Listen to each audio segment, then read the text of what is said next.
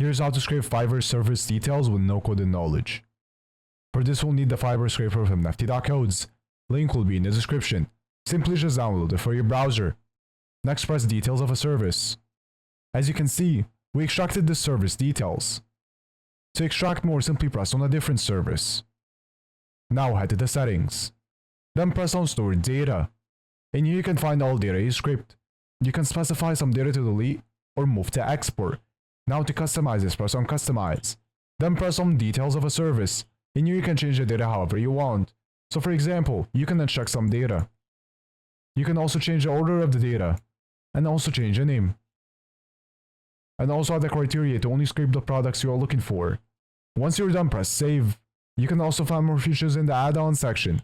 Now to export this, press add to export list. Then press export. You can export it in many different ways. I'll export as HTML. After exporting, here's the data we extracted.